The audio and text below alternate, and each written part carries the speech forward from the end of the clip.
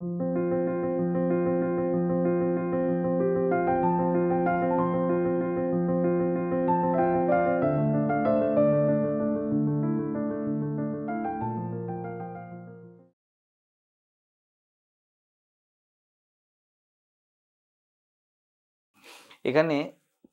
একটা জিনিস বোঝার, আমরা এখানে কথা বলছিলাম পেন।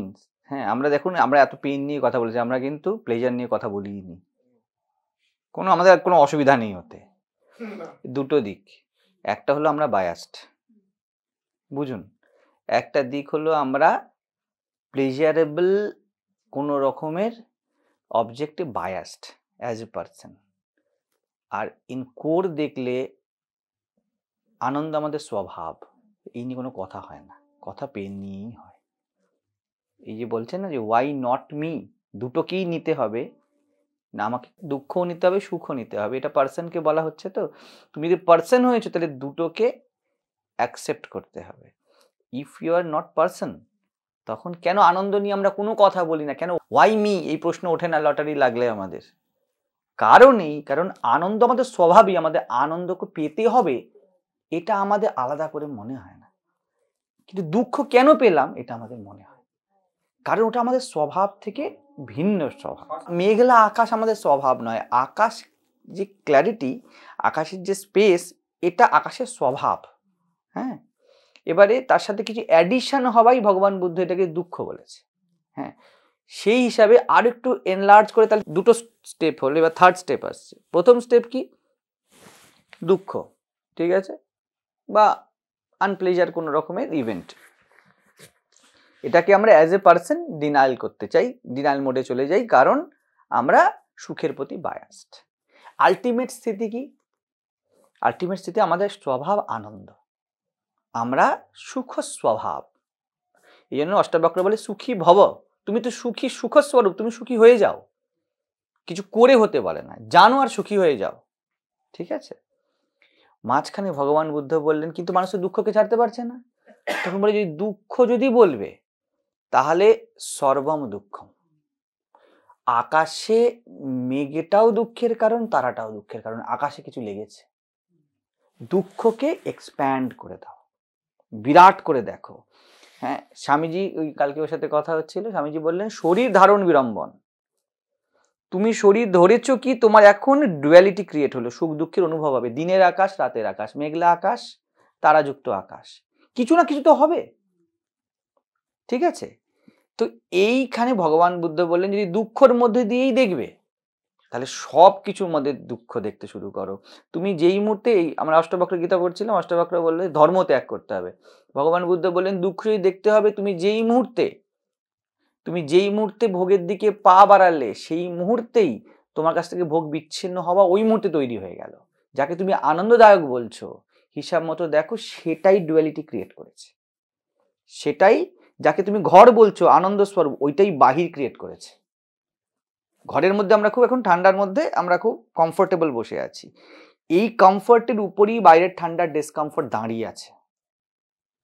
তাহলে ঘর আনন্দদায়ক তো হলো, আর বাইরেটা দুঃখদায়ক এখন, কারণ বাইরে ঠান্ডা ঘরে গরম, ঠিক আছে। কিন্তু দেখো এই ঘরই কিন্তু দুটো তৈরি করার, ভেদ করার কারণ হয়েছে। তাহলে দুটোই দুঃখের কারণ একদিক থেকে, শুধু বাইরে যাওয়া নয়, ঘরে থাকাও প্যাসিভলি বাইরেকে নির্মাণ করেছে।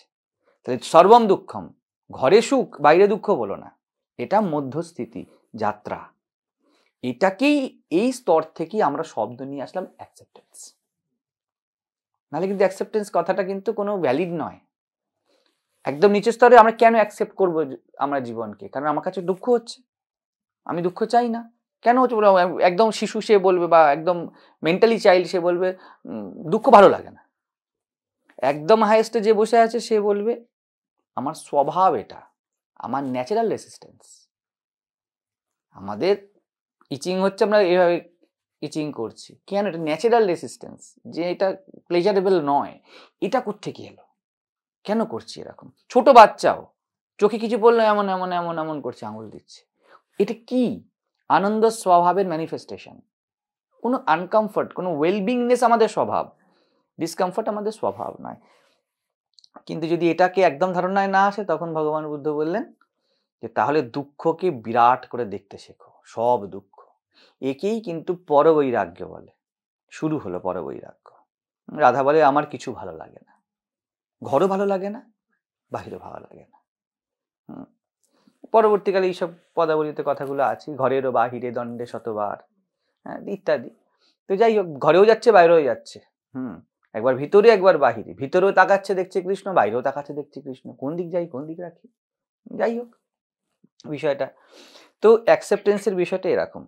আরেকটা বিষয় এখানে, আমরা সাধারণ অর্থে সহ্য করা কথাটাকে নিয়ে নিই, এটা কিন্তু খুব রং টার্ম। এই অ্যাটিচিউডটাই খুব রং। সহ্য আর হিংসায় খুব একটা ভেদ নেই, যেটা ও বলছিল, যে সহ্য করছে সে সহ্য করাবে। আমরা প্রত্যেকেই, বিশেষ করে মায়েদের ক্ষেত্রে বেশি হয়, মেয়েদের ক্ষেত্রে বেশি আসে, আমরা সহ্য করছি। সহ্য করলে সহ্য করাবেন অন্যকে, কখনো অ্যাক্টিভ কখনো প্যাসিভ। এই জন্য জীবনের প্রতি সকলের ক্ষেত্রে, কেন একজনকে বলবো, আমি অনেক সহ্য করেছি, যে বলছে সে অনেক ক্রূরতাও করবে এবং করেছে, করতে হবে। যেই জন্য দেখবেন কোনো মহাপুরুষরা বলেন আমি অনেক সহ্য করেছি, কোনো রামকৃষ্ণের মুখে ফেলতে পারবেন কথাটা, বুদ্ধের মুখে ফেলতে পারবেন, কৃষ্ণের মুখে ফেলতে পারবেন আমি অনেক সহ্য করেছি জীবনে? আমরা বলি তো, কারণ এটা এক রকমের প্যাসিভ এক্সপ্লয়টেশন, ভায়োলেন্স। সেই জন্য সহ্য আর অ্যাকসেপ্টেন্স কিন্তু এক শব্দ নয়। সহ্যে রেসিস্টেন্স আছে, হেল্পলেসনেস আছে। যে হেল্পলেস, যার দেওয়ালে পিঠ থেকে গেছে, সে নেক্সট স্টেপ কি, রিভোল্ট করবে, এইবার সে মারবে, তাই না? তো সহ্য মোটে করতে যাবে না, ঠিক আছে? সহ্য, কেউ যদি হেল্পলেস হয়, যেমন বললাম, সে এরপরে মারবে। কেউ যদি, এই যে বলছে না আমাকে তো সহ্য ঝাল তো খেতেই হবে, ফুচকা খেতে গেছি, নাই ফুচকা ত্যাগ করে দাও, পেনফুল, ঝাল তো খেতেই হবে, স্টিল পেনফুল। আমি জাস্ট কনভার্ট করেছি, রূপ বদলেছি, হিংসার রূপ বদলেছে, হেল্পলেসনেসের রূপ বদলেছে, কিন্তু স্টিল ইউ আর হেল্পলেস। বুঝে যাচ্ছে বিষয়টা? রেসিস্টেন্স আছে, কিন্তু ঝাল না হলে ভালো হতো, তাই না? তার মানে এখনো জীবনকে অ্যাকসেপ্ট করা হয়নি। অ্যাকসেপ্টেন্স কিন্তু একটা অন্য টার্ম। এই সিদ্ধান্তটা আমরা দৃষ্টান্ত থেকে সিদ্ধান্তে পৌঁছাই আগে, ঠিক আছে? যে আমি সহ্য করে নিয়েছি, ঠিক আছে? আমি কি বললাম, সহ্য আর স্বীকার এক নয়, অস্বীকারই সহ্য সম্ভব, নাহলে সহ্যর প্রশ্ন আসবে না, ঠিক আছে? তো আমি সহ্য করে যাই, আমি কিছু বলি না, ইত্যাদি যে কথাগুলো প্রচলিত অর্থে বলা হয়, এটা বলা আর আমি উল্টে মেরে দিই, আমি কারোর কথা শুনি না, দুটো সেম কথা। খুব একটা নেই, বরং এতে বেশি চিন্তার কারণ আছে, কারণ এইবারে ইগোকে আর ধরা যাবে না, ইগো অন্য রূপ নিয়ে নিয়েছে। আমি সবার জন্য কাজ করে দেরিতে এসে খাই, মনে এই ভাবটা আছে তো, আপনি প্যাসিভলি অন্যকে এক্সপ্লয়েট করবেন, মেন্টালি করবেন, চাপে রাখবেন, দাবি করবেন, রিকগনিশন খুঁজবেন নিজের নামের, যে কোনো না কোনো ভাবে আমাকে তুমি স্বীকার করো, তাই না?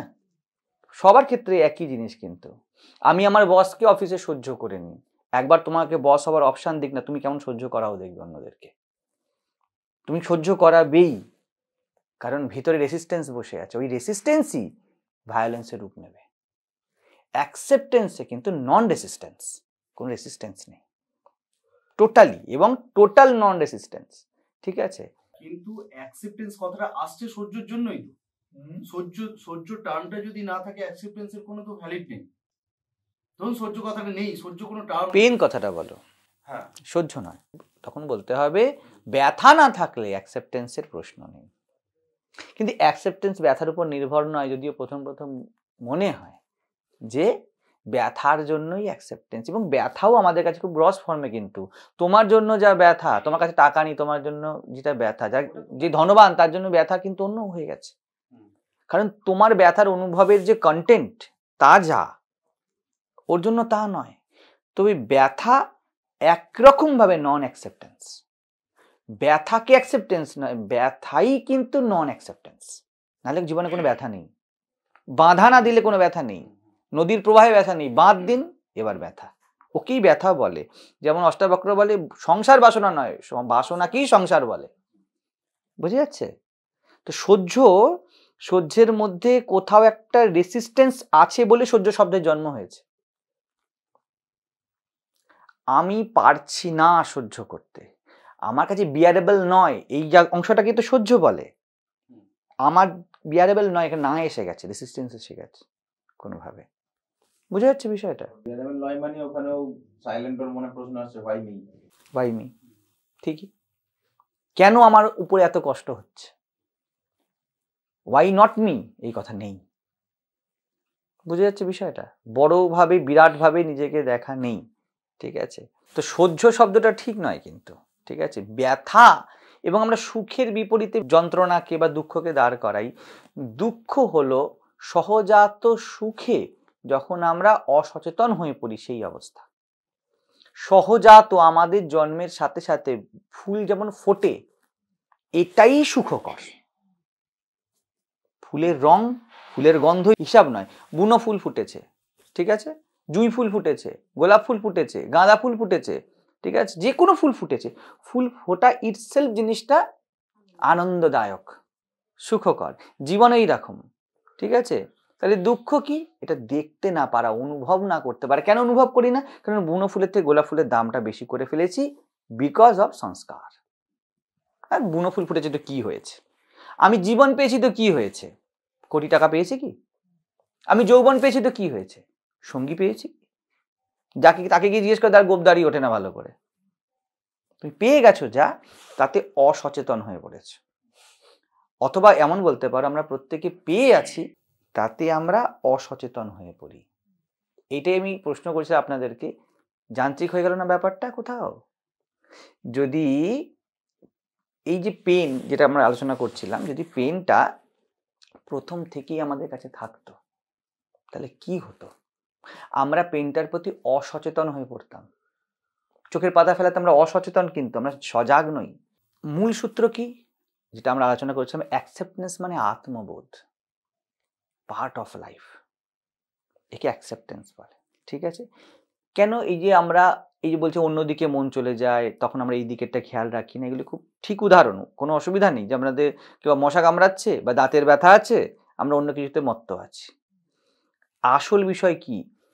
পেন বিষয়ে আমরা অসচেতন হয়ে পড়েছি ওই সময়, নয় কি? বুঝতে কোনো অসুবিধা হচ্ছে? যা আমরা পেয়ে যাই তাতে আমরা আর সচেতন থাকি না। তাতে অন্য ভাষায় আমি যেটা বলে থাকি, আমরা কৃতজ্ঞতা অনুভব করি না, আমরা সৌন্দর্য অনুভব করি না। আমরা যা পেয়ে গেছি, যেই টি শার্টটা পেয়ে গেছি, ওটা আর ভালো লাগে না। কারণ এই নয় যে একঘেয়ে হয়ে গেছে, কারণ তুমি অসচেতন হয়ে গেছো। আর অন্য ভাষায় বলতে, তুমি এর দাবিদার হয়ে গেছো, তুমি নিজেকে অধিকারী মনে করছো, তুমি নিজেকে কর্তা মনে করছো। কর্তাই অসচেতন হয়। আমাদের সাধারণ লোকায়ত ধারণা হলো কর্তা সচেতন হয়, অসচেতনতাকে কর্তা বলে। আমার বাড়ি, আমার টাকা, আমার গাড়ি, আপনি আর এগুলোর প্রতি সম্মানপূর্ণ নয়, আপনি অধিকারপূর্ণ, আপনি কর্তৃত্বপূর্ণ, আপনি অসচেতন, আপনি ভুল করবেন এবারে, আমাকে এটা করতে হবে, ওভার কনসিয়াস হয়ে যান, ভুল করবেন এবারে, নয় কি? বোঝা যাচ্ছে বিষয়টা? তো বলছে যখন পেন যদি আমাদের প্রথম থেকে থাকতো, being a part of life নিয়ে নিতাম, আমি ভাবছিলাম তখন যে পার্ট অফ লাইফ মানে অ্যাকসেপ্টেন্স না, অসচেতন। যেটাই আমার জীবনের পার্ট করে ফেলি আমি, ঠিক আছে, বুঝতে হবে আমি ন্যাচারালি প্রকৃতিগতভাবে অসচেতন হয়ে পড়ব। চশমাটার প্রতি ওরা কোনো চাহিদা নেই, একদম এই দিক ওদিকে পড়ে থাকে নর্মাল, ঠিক আছে। চশমাটা যে অভাব বোধ হবে, এবারে ওর মনে হবে চশমাটাকে রাখতে হবে। ব্যাপারটা কি হলো, আমরা যেই পেয়ে গেলাম অবজেক্ট, আমরা আত্মবোধে গেলাম না, আমরা অধিকার বোধে চলে গেলাম।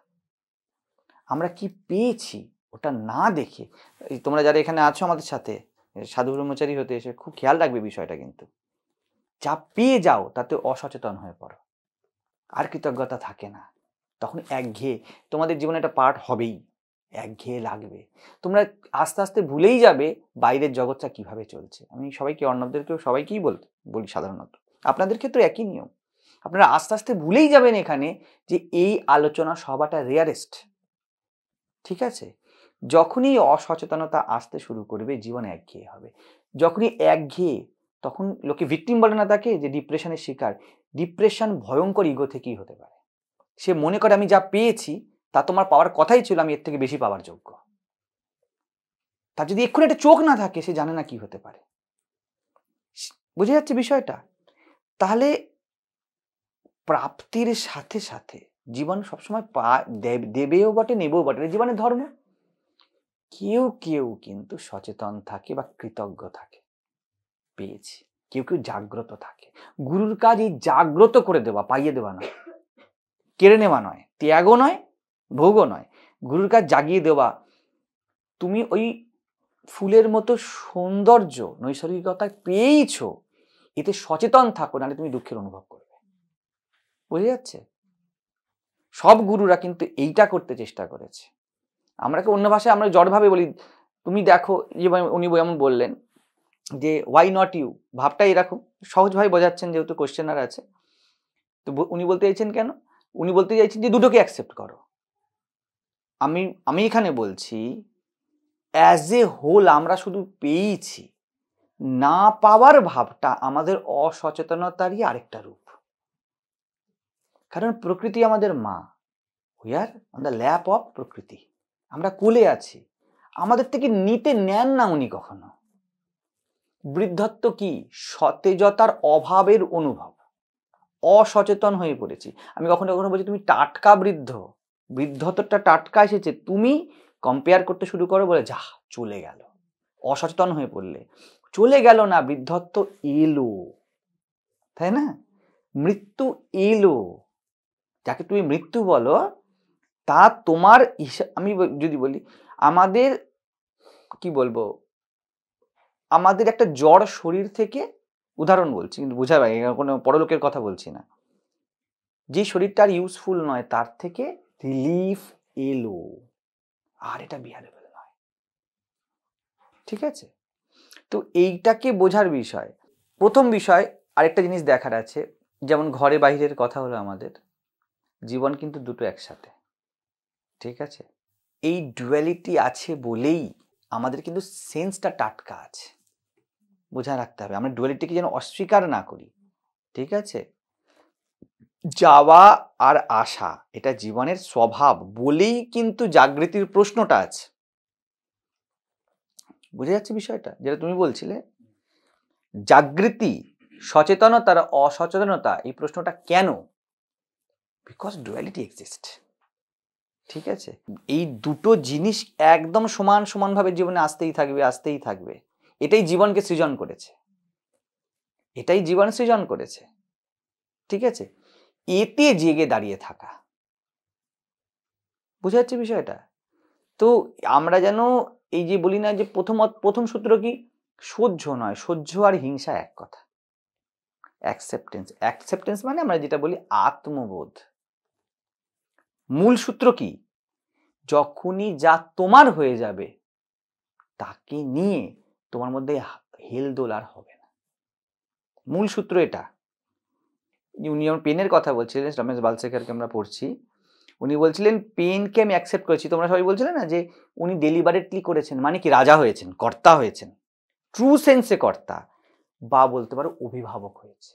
অভিভাবক বা টিচার স্টুডেন্টের প্রতি ক্রুয়েল হয় না। যখন আমরা জীবনকে ওইভাবে দেখব, জীবনে কিছু স্টুডেন্ট কিরকম হয়, কিছু কোনো সদ্গুণ আছে যে ও পারবে, আবার কিছু কিছু ল্যাথার্জি আছে জীবনে এমনই। ঠিক আছে? আমরা অভিভাবক হইনি, আমরা কর্তা হতে চাই।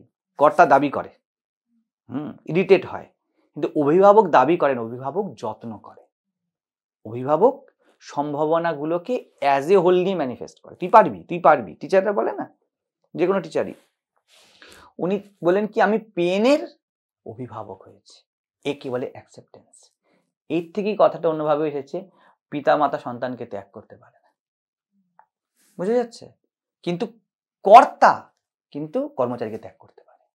সহ্য হলো কর্তা কর্মচারীর মতো, তুমি চাইবে অন্য কিছু নিয়ে আসতে, রিপ্লেস করে, ও এর দ্বারা হচ্ছে না, এর দ্বারা হচ্ছে না, এর দ্বারা। জগতের নিয়মটাই এই না?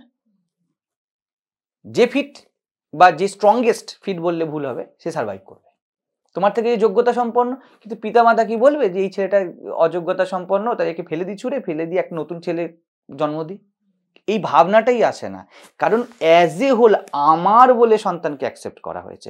মাথায় রাখবেন, আমি কিন্তু সাধারণ সম্পর্ক কি কথা বলছি না, আমি এর করে গিয়ে কথা বলছি, গভীরে গিয়ে কথাটা বলছি, যে পিতামাতারা যেন না মনে করেন দেখো আমার ছেলে মহাজ আমাদেরকে অথেন্টিফাই করছে, তা কিন্তু নয়। ভাবটি এই, সন্তানকে আমার বলে যেহেতু সিদ্ধান্ত এটা অ্যাকসেপ্ট করা হয়েছে, তাই ওর যা কিছু আছে সেটাকে নিয়ে অভিভাবক হয়। কিন্তু অফিসের বস তা হয় না, তোমাকে সরিয়ে দেবে, সহ্য করা ওই রকম কিছুটা বিষয়। আবার মাথায় রাখতে হবে কিন্তু এই দুটো নিয়ে জীবন লালিত পালিত হতে থাকে। হ্যাঁ, এর বাইরে কিন্তু জীবন হবে না। তো অ্যাকসেপ্টেন্স, এই যে বলছে না, যদি আমি প্রথম থেকে অন্ধ হতাম, ঠিক আছে, তাহলে কি হতো বিষয়টা, আমি ওই বিষয়তে অসচেতন হয়ে পড়তাম, ওটা আমার কাছে আর বিশেষ হিসাবে গ্রহণ হতো না। তাহলে আমি তখন কি বললাম, এটা কিছু জ্বরের মতো হয়ে গেল না ব্যাপারটা, জেনারেলাইজ হয়ে গেল। তো তার মানে অভ্যস্ত হয়ে গেল ব্যাপারটা, তার মানে অভ্যাস মানে মুক্তি হচ্ছে, অভ্যাস মানে মুক্তি। তাহলে যে যে বিষয়ে অভ্যাস করে ফেলবে, আমি ব্রহ্ম ব্রহ্ম বলার অভ্যাস করে ফেলবে, আচ্ছা ঠিক আছে, তোমাদের থেকে যে বেশি রাজমিস্ত্রি, যে পেন বেশি সহ্য করতে পারে, সে বেশি আধ্যাত্মিক। তার মানে যার এই মায়েদের কাজ করতে গেলে অনেক হাত ফাত কেটে যায়, পুরুষে তুমি করবে, ওদের দিন রাত্রি হাত কাটছে, তাহলে আধ্যাত্মিক বেশি হয়ে গেল কি? জেনারেলাইজ হয়ে গেছে তো, হাত তো কাটি, পুড়ে তো যায়। বোঝা যাচ্ছে বিষয়টা? একটা যদি জন্ম থেকে আমরা অন্ধ হতাম, ঠিক আছে, ওটা বোঝো পার্থক্য কোথায়, ওটা আমাদের অভ্যস্ত হতো। অভ্যাস অন্ধের হয়, অন্ধ লাঠি ধরে অভ্যাস করে, অভ্যাসে টিকমার্ক পেয়ে যাওয়া ধর্ম, কিন্তু জাগৃতিতে টিকমার্ক পাওয়া ওটা কিন্তু অধ্যাত্ম, ওটা কিন্তু আলাদা জিনিস। জাগ্রত হওয়া আর সহ্য করা এক নয়, বরং জাগ্রত ব্যক্তি অনেক বেশি সেন্সিটিভ, সহৃদয়তাপূর্ণ, যেমন আমাদের সন্ত মহাপুরুষেরা। ওরা যে তোমার ব্যথা অনুভব করে না তা না, ওরা যে বলছে না সুখ মিথ্যা দুঃখ মিথ্যা, ওরা যথেষ্ট অনুভব করছে, তোমার থেকে বেশি তোমাকে তারা অনুভব করতে পারে। কিন্তু প্রশ্ন হলো, ঠিক যেমন বাবা মা জানে যে বাচ্চা পড়বে না, এটাই বাচ্চা, সে পড়তে বসবে না, খেলতে পছন্দ করবে, আমরা মনে করি কি হাউ টু, যেভাবে এক্সপ্রেস করছে, প্রত্যেক বাচ্চার কাছে পিতা মাতা কি কঠোর, তাই না? বলবে কি আমার অবস্থা কি বুঝবে তুমি, বলি না আমরা ভাবি আমাদের সন্ত মহাপুরুষেরা যারা ছিল তারা নন সেন্সিটিভ, তারা কিছু অনুভব করতে পারে না, সংসার করেনি কি করে বুঝবে, তোমার থেকে 10 গুণ বেশি বোঝে, তারা প্রাণে প্রাণে ফিল করে, কিন্তু জানে এটাই স্বভাব জীবনের, যে পড়তে বসবে না। তাই আমার এক্সপ্রেশন, আমি একটু আগে আসার সময় ওকে বলছিলাম, মাথায় হাত রাখা খুব বড় কথা নয়। আমরা ওটা কি সাধারণত করুণা ভালোবাসা মনে করি, যে আমাকে সহায়তা দিয়ে দিল, যে আমাকে সমর্থন দিয়ে দিল, যে আমার হৃদয়ের কথাটাকে বসে 2 ঘন্টা ধরে শুনছে, সেই আমার কাছে প্রিয়। কিন্তু ভালো করে ভেবে দেখুন, যেখানে এটা হয়েছে সেখানে আপনি বেশি দুর্বল হয়েছে, সেখানে বেশি ঝুঁকে পড়েছেন, আপনার আন্তরিক শক্তি কম পুষ্ট হয়েছে, তাই না? ফলে ওই জন্য বলা হয় গুরুর কঠোরতাই গুরুর করুণা। এত বেশি সেন্সিটিভ, তোমাকে নিয়ে সে এত দূর ভাবে, অনন্ত সম্পর্কে ভাবে, যে একটু ছোট ছবিটা দেখে না, যে না এটা হবে না, এটা কি হবে, এক্ষুনি দিয়ে দেবো, খুব ভালো লাগবে, ও চুপ করে বসে পড়বে, তোমার হবে বলে দেবো, লাভ কিছু হয় না ওতে। তো অভ্যস্ত হয়ে পড়া, আমি ভাবছিলাম একটু আগে, যে যখন কথাটা হচ্ছিল, যে ব্যথাটা তো আমার অভ্যাস হয়ে গেল, আমার ছোট থেকেই যদি আমরা অন্ধ হতাম, তাহলে না দেখাটাই আমাদের অভ্যাস হতো, আমরা স্টিল অসচেতনই থাকতাম, কিন্তু অভ্যাস হয়ে গেছে। কিন্তু ইন কোর কি, দুটো জিনিস, কিন্তু আমি বাইরেরটা বললাম, ঠিকই বলছিলে তুমি, অসচেতনতা হলো উপরের কোট, আর ভিতরের কোট কি, আত্মবোধ। সে একই জিনিস, কিন্তু অ্যাজ এ পার্সন অসচেতন হই, অ্যাজ এ আত্মা আমরা আত্মবোধে চলে যাই, পেন বিকাম মি, যেটা আপনি বলছিলেন অনুভব মাত্র হয়ে যায়, ঠিক আছে? এই দুটোতে একটা অ্যাপারেন্ট ক্ল্যাশ মনে হয়, তা কিন্তু নয়। ঠিক যেমন নারকেলের ভিতরে জল আর বাইরে অত শক্ত আবরণ, এটাই প্রকৃতি, এটাই ডুয়ালিটি। এই ডুয়ালিটিকে বুঝতে হবে। একই সাথে যেটা চরম অসচেতনতা, একই সাথে সেটাই চরম আত্মবোধ। এবং আমরা অষ্টবক্র গীতায় যেমন পড়ছিলাম, you are free to choose, কোনটা চুজ করবে, অসচেতন হবা না আত্মবোধে আসা।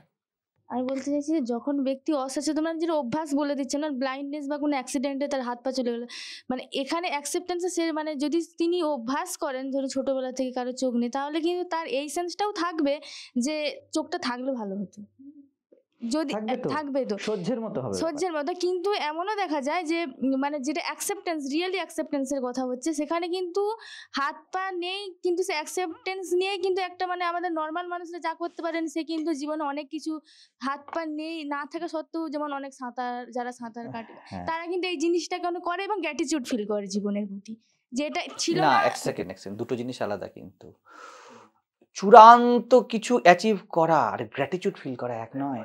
অ্যাচিভার হয়ে যায় ব্যক্তি। আরেক ভালো কথা বলতে গেলে, সহজে বলতে গেলে, ব্যক্তি যখন কনকারার হয়ে যায়, যখন আমি বলছিলাম যে বলবে সহ্য করেছি, আমি অনেক কষ্ট করেছি, এ কনকার করতে চেয়েছে, এ হতে পারে অনেক কিছু সহ্য করে নিজের শরীর শক্ত করেছে, মন শক্ত করেছে, কিন্তু এই জগতের প্রতি নন সেন্সিটিভ হয়ে যাবে, এই অন্যের উপর অত্যাচার করবে সময় আসলে। এটা মাথায় রাখার বিষয় কিন্তু আমাদের প্রত্যেকের ক্ষেত্রে। গ্র্যাটিটিউড ফিল করা আর অ্যাচিভমেন্ট ফিল করা খুব ডেঞ্জারাস আলাদা বিষয়। এই যে কীর্তনের ক্ষেত্রে আমি বলি, কান্নার অভ্যাস করে ফেলেছে, এত কীর্তন করে আসরে উঠে কাঁদবে এবং সে বলবে মহাপ্রভুর অনুগ্রহ। তার জীবন দেখুন পুরো বিপরীত। কোনো বিপদ আসলে সে অনুগ্রহ ফিল করে না, কিন্তু ওটা মানে লোকে যে মন্ত্র দীক্ষা নিতে চলে যায় কীর্তনিয়াদের কাছে। আমি ভাবতাম যে কেন এরকম হচ্ছে, এত অভ্যাস করে ফেলেছে চোখের জল ফেলার, যে মনে হবে ব্যক্তি আসলে কেন করছে, চোখের জল কেন ফেলছে। 50,000 টাকার আসর হচ্ছে, চোখের জল ফেলাটা ওর দাবি, বিইং আ পারফর্মার, ওকে চোখের জল ফেলতে হবে।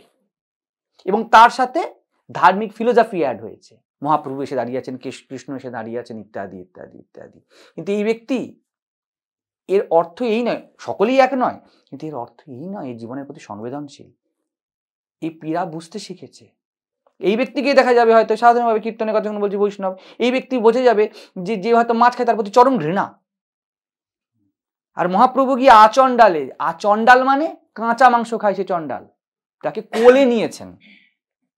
যেই মহাপ্রভু দাঁড়িয়ে কীর্তন শুনছেন, যার নামে আপনি হয়তো দাবি করছেন যে আপনি দেখছেন মহাপ্রভু দাঁড়িয়ে আছেন, তিনি শুনতে এসছেন, কারণ কথাতেই আছে যে সংকীর্তনস্য পিতরৌ, তিনি সংকীর্তনের পিতা, তিনি উপস্থিত আছেন।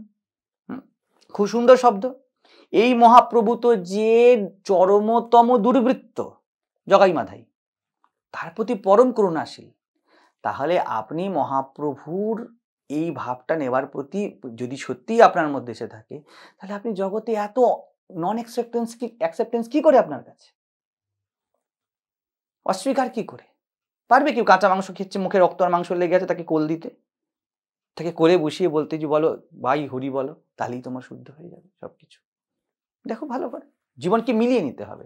তো যে কোনো জিনিসকে সে এই অভ্যাস করছে, আমি যদি বলি অভ্যাস ধর্মে হয়, অভ্যাস কাজে লাগে। অভ্যাস কিরকম? অভ্যাস এক রকমের কি বলবো, প্রোটেকশন, প্রিভেন্ট।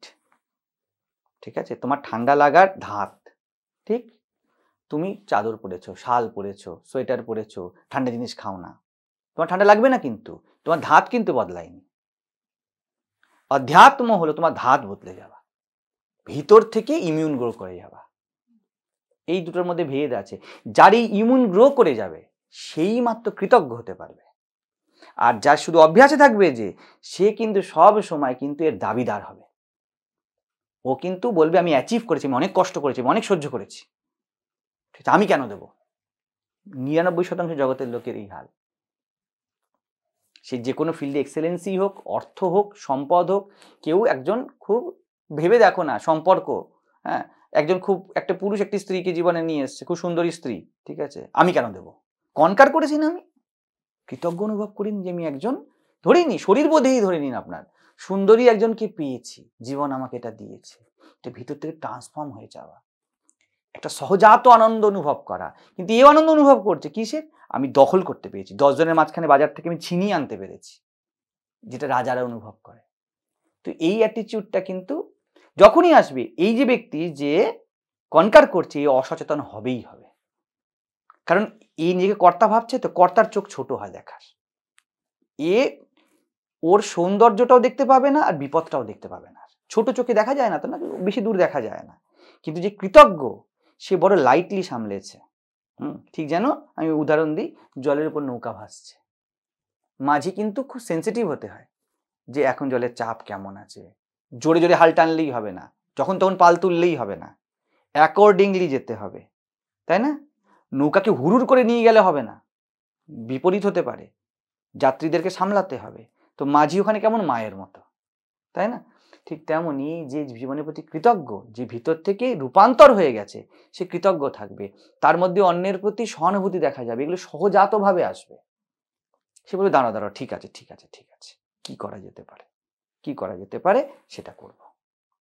কিন্তু যে এরকম, সে বলবে আরে আমি এই করেছি, তুই এটা করতে পারিস না, এটা কোনো ব্যাপার নাকি, এও এই কথাই বলবে অন্যভাবে, আমার মনে হয় তুমি পারবে, আমি যা দেখছি তোমার মধ্যে সেই পোটেনশিয়াল আছে, ম্যানিফেস্টেড। দুজনেই কিন্তু বলবে, কিন্তু একজনের মধ্যে করুণা মাখা থাকবে, প্রেম মাখা থাকবে, কারণ সে বদলে গেছে ভিতর থেকে। আরেকজনকে সামলে সামলে চলছে না, ঠান্ডা যাতে না লাগে, ঠান্ডা যাতে না লাগে, একটু এদিক ওদিক হলে সে ইরিটেট হয়ে যাবে, দাবি করতে শুরু করবে, এই ভেদটা কিন্তু থাকবে।